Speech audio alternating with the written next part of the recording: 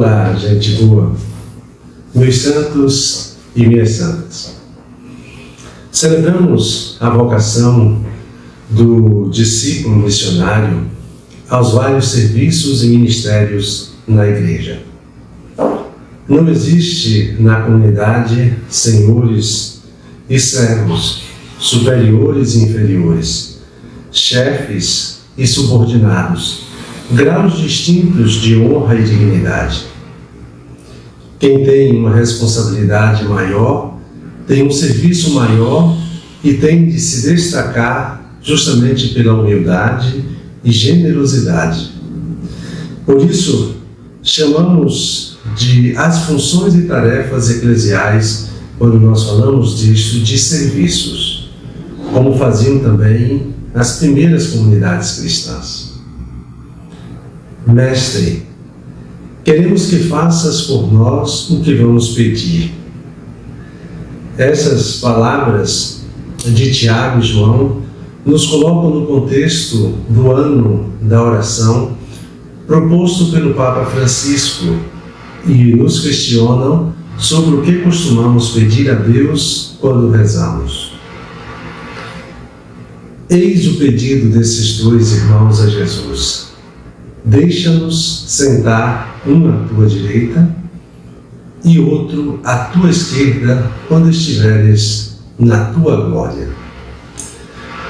O problema é que esse pedido aconteceu imediatamente após Jesus ter declarado aos discípulos que estava indo para Jerusalém e lá seria condenado à morte, mas depois ressuscitaria. Ora, por que Tiago e João não pediram para serem crucificados, um à direita e outro à esquerda de Jesus? Porque eles eram como nós, cujo instinto de preservação fala sempre mais alto do que o desejo de doar a vida por uma causa. É assim que eu proponho como uma reflexão para este domingo o sentido do cálice. É o cálice que Jesus também nos dá. A resposta de Jesus aos dois irmãos se divide em duas partes. Primeiro, um alerta, depois, uma pergunta. Este é o alerta. Vós não sabeis o que pedis. Aqui podemos nos recordar das palavras do apóstolo Paulo a respeito da nossa vida de oração. Não sabemos o que pedir como convém, mas o próprio Espírito intercede por nós, segundo Deus. Isso está na carta aos Romanos. Quando pedimos algo a Deus na oração, sempre visamos aquilo que pensamos ser necessário então para a nossa felicidade. Mas o Espírito Santo sabe o que de fato convém à nossa salvação. Por isso, sua intercessão não vai no sentido de que Deus faça por nós o que queremos, mas aquilo que que Deus sabe ser realmente necessário para a nossa salvação. Portanto, a primeira pergunta a ser feita é: eu realmente sei o que estou pedindo a Deus quando rezo? Será que aquilo que eu estou pedindo corresponde de fato aos desígnios de Deus a meu respeito? Após este alerta, Jesus lança uma pergunta aos dois irmãos, que queriam estar um à direita e outro à esquerda na glória. Por acaso podeis beber o cálice que eu vou beber? Antes de ressuscitar e de voltar para a glória do Pai, Jesus precisava beber o cálice do sofrimento da cruz. E como todo ser humano, ele sentiu em si uma forte rejeição a esse cálice. Pai, tudo é possível para ti. Afasta de mim este cálice, porém não o que eu quero, mas o que tu queres. Aqui está a diferença entre a nossa oração e a oração de Jesus. A nossa, para na primeira parte, afasta de mim este cálice. A de Jesus vai até o fim.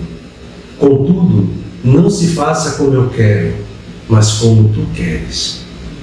Aqui também entra um princípio inaciano sobre a nossa vida de oração.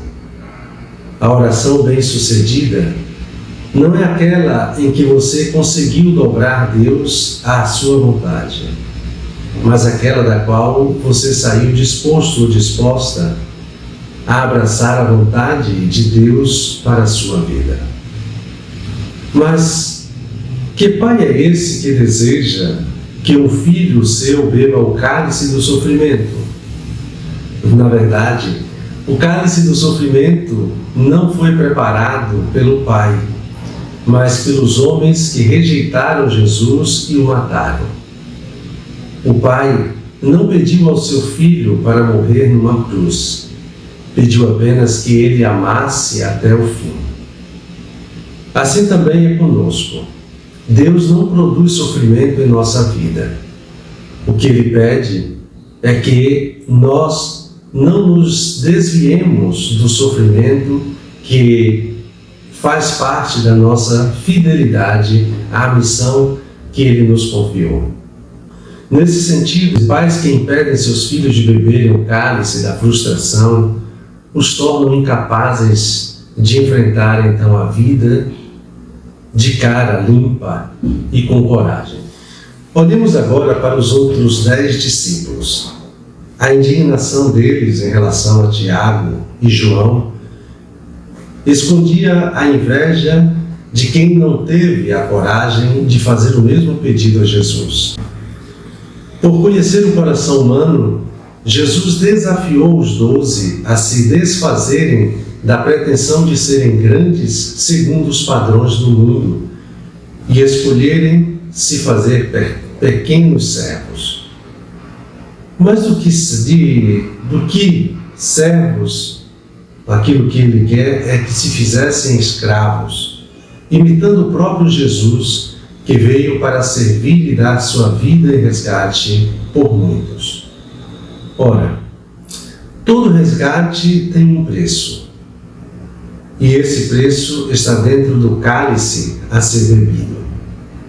A questão para cada um de nós é esta: o que eu estou disposto ou disposta a sacrificar para resgatar aquilo que é precioso para mim? Estou vivendo minha existência a partir do desfrutar o que a vida tem a me oferecer? Ou a partir do dar-me, do doar-me o que eu tenho a oferecer à vida? Como eu procuro viver? Para todos aqueles que decidiram seguir Jesus, amando até o fim e bebendo do cálice que lhes cabe beber neste momento, a carta aos Hebreus encoraja. Permaneçamos firmes na fé que professamos. Por efeito, temos um sumo sacerdote capaz de se compadecer de nossas fraquezas. Aproximemo-nos, então, com toda a confiança do trono da graça para conseguirmos misericórdia e alcançarmos a graça de um auxílio no momento oportuno. Recordemos também as palavras do salmista: o Senhor pousa o olhar sobre os que o temem e que confiam esperando em seu amor, para da morte libertar as suas vidas e alimentá-los quando é tempo de penúria. Façamos nossa a sua oração. Senhor, nos venha a nós então a vossa graça, da mesma forma que em vós nós esperamos. E concluindo, podemos lembrar que o mundo em que vivemos está cada vez mais exigente. Somos constantemente cobrados quanto ao nosso desempenho.